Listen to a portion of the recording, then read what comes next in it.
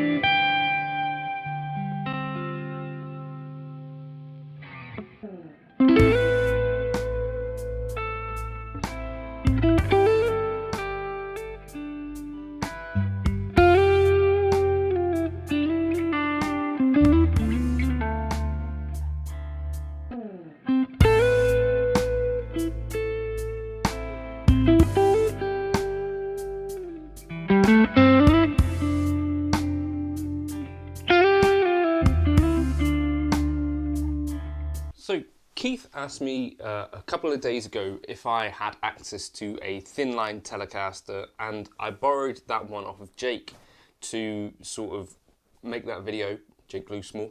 Go check him out on Instagram if you're interested in cool players who are also wearing the same clothes as John Mayer.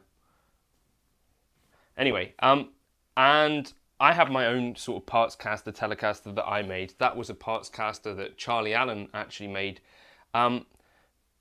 And I had a thought about what Thinline guitars were about, and then I watched the 5 Watt World video on it, and it was kind of a bit of a revelation that literally the kind of main reason they exist is because ash was heavy at the time. And so instead of me thinking about, you know, are there tonal differences to these guitars, you know, that wasn't actually the reason they were created in general. The reason they were created is because Fender probably could either not find lightweight ash anymore, or because they didn't want to spend as much on the lightweight ash. Then the other thing that happens is that you've got the kind of different, what they call the wide range pickups, which are a different style than you find on most Telecasters, but I think the earlier ones even had the same pickups. So when I played this one and the other one side by side for that intro there, I don't think tonally there's a huge difference in it, except that they have different pickups in them, right? So I think that probably accounts for most of it. The pickups in Jake's guitar are Fender hand-wound specials, and these are K-line pickups. So this one's wired more or less to be like a Strat pickup, so that's why it's a little brighter, and yeah, then a bridge pickup. The thing that I noticed is that obviously the other one was a lighter guitar.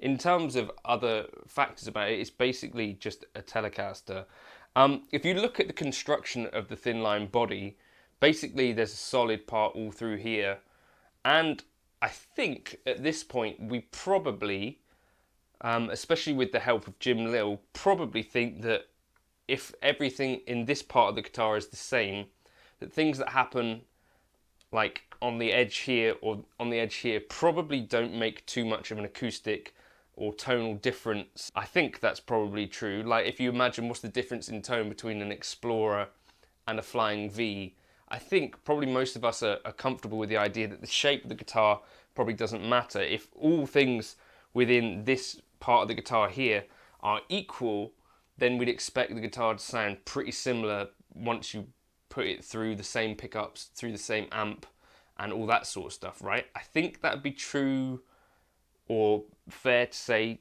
I don't know if you feel exactly the same, but chambering here, here, and here, I don't think is going to make a huge difference. There's also the Fender Eric Johnson Thinline Strat that I played, and again, the only real difference that I could find when I played that guitar is the weight. You know, if you tap the top of it in a certain place near an F hole, maybe you'd hear a different sound. But again, the chambering is in such a place that I don't think it makes a difference. It might make more difference if there was some chambering here, right? Some point where the neck and bridge join, some sort of chambering around there might make more of a difference. But if it's just in the wings of the guitar, I don't know. Let me know your thoughts on that in the comments if you've got a different opinion on that.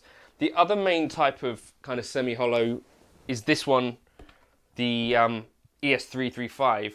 And again, it's the same sort of situation where you've got all down here is basically a solid guitar. So in a lot of ways, that's going to sound, if you've got the same pickups in it, quite a lot like a Gibson Les Paul, right? And that has been my experience too. If I play a Gibson Les Paul side by side with an ES335, the main difference that I come away with is that those feel like very different guitars to play because of the shape of them.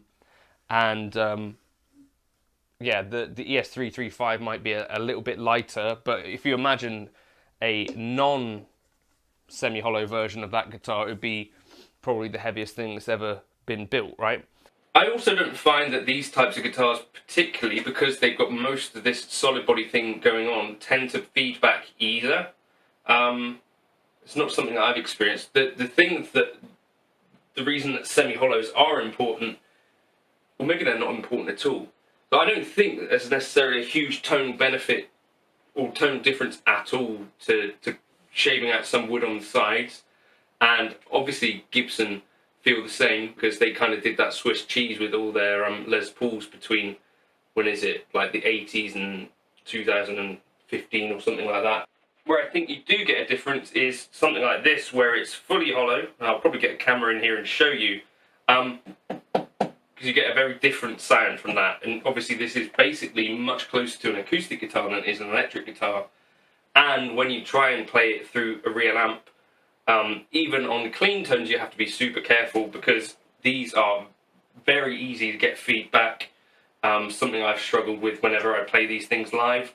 But yeah, aside from aesthetics, I don't think there's a huge difference between semi-hollow guitars and their solid body equivalents, except that you tend to get some different appointments on them. I'm also quite often looking for a lighter weight guitar, so in some ways shouldn't I just be looking for thin lines anyway, because a light guitar is generally more comfortable, I find, to play, and particularly if I think about like the Yamaha Revstar series, where they went from having those all solid mahogany quite heavy things to the slightly lighter, more recent models where they've got some chambering in there.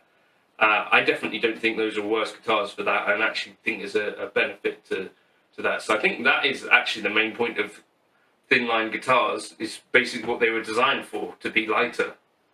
And maybe that's it, and maybe that's enough. Do I need a thin line guitar? Possibly. Let me know your thoughts on that in the comments if you want. Tonally, apparently some of the differences that people notice, and that I did notice with this, although it's not really a proper AB, is that potentially there's a little bit more brightness to this. Maybe the semi-hollow might be slightly less of that kind of zing and stuff, a bit less resonance, maybe a little bit less stain, Philip McKnight did say that there were less mids in a semi-hollow, and then other people have said there were more mids, so I don't know what to believe on that. But basically, they feel to me to be very much similar. And again, like I say, I don't think that if you do whatever you like with this part of the body, whatever you like with this part of the body, that it makes a huge difference to the tone. I think probably the important bit is here, and the most important thing is probably the pickups anyway.